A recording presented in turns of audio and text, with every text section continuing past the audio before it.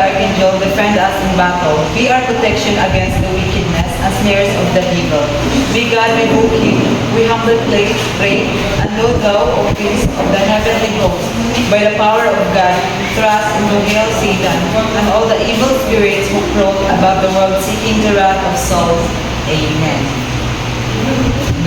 Sa ngalan ng Ama, ng Anak, ng Espiritu Santo. Amen. Magandang hapon sa inyo lahat. Ako nga pala si Ginoong Christian Recta. Kasama ko sina Binibining Jezebel Pakibot at Binibining Generous Putot at Binibining Laika Megador. Kumusta kayong lahat? Okay lang ba? Mabuti naman kung gano'n. So, ano pala yung tinalakay natin nung nakarang tagpo? Yes, Bentoy? Magaling. So, ang tatalakayin natin ngayon ay tungkol sa modelo sa pagpaplanong pang-instruction o sa English ay Planning Instruction Model. Sino sa inyo ang may idea tungkol dito? Yes, Danyo? Mahusay. So, ang modelo sa pagpaplanong pang-instruksyon ay isang sistematikong pamamaraan para sa pagbuo ng aralin. Ito ay tumutong sa mga layunin ng pagkatuto, mga estratehiya sa pagtuturo at mga pamamaraan sa pagtatasa. Ang iba't ibang guro ay may iba't ibang paraan ng pagpaplano. Maraming salik ang naka-impluwensya sa isang guro bago makagawa ng sistema na bagay sa kanya.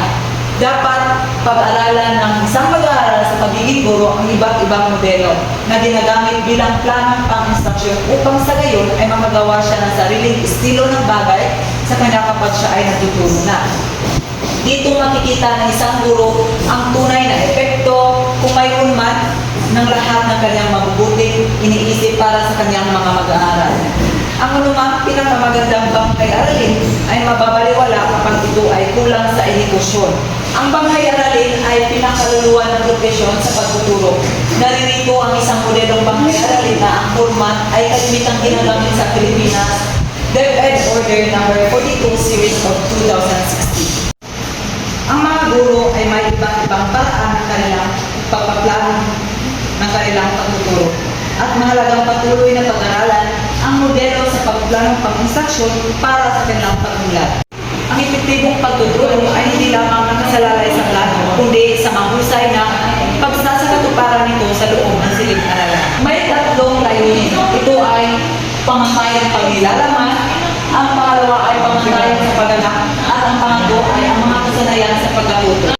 So, ang pamantayan paglilalaman ay tumutukoy sa kaalaman at kasanayan inaasahang matutunan ng mga mag-aaral sa bawat asignatura o paksa. Ang halimbawa ng pamantayang panglilalaman sa asignaturang Pilipino ay naipamamalas ng mag-aaral ang pag-unawa sa iba't ibang anyo ng panitikan tulad ng tula, maikling kwento at salaysay sa pamamagitan ng pagsusuri sa tema, taon at mensahe ng akda.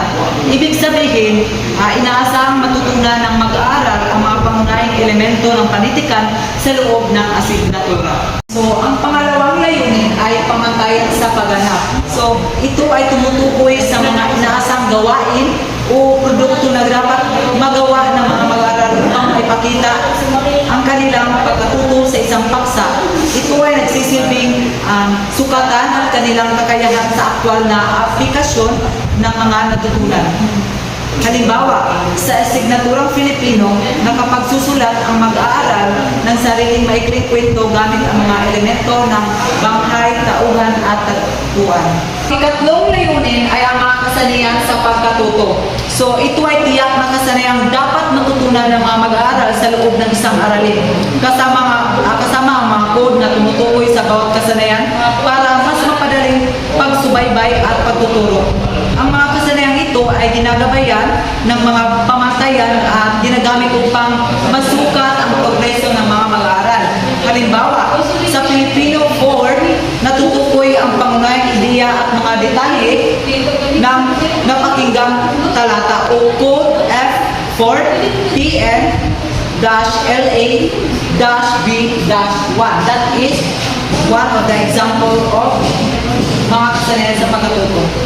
susunod ay nilalaman. So, alam nyo ba ang nilalaman? Alam nyo ba kung ano ang nilalaman? Yes, Danyo? Mahusay. Ang nilalaman ay tumutukoy sa mga paksa, konsepto at impormasyon at itinuturo sa mga mag-aaral sa isang tiyak na aralin o asignatura.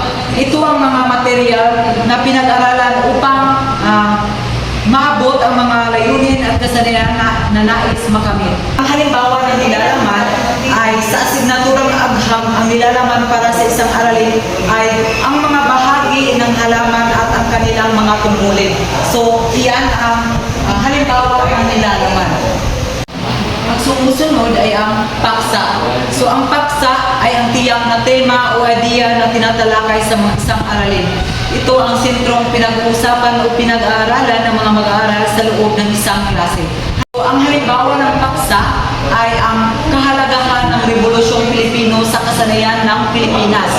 Yan ang halimbawa. So, iyon lamang po ang aking aralin sa araw na ito.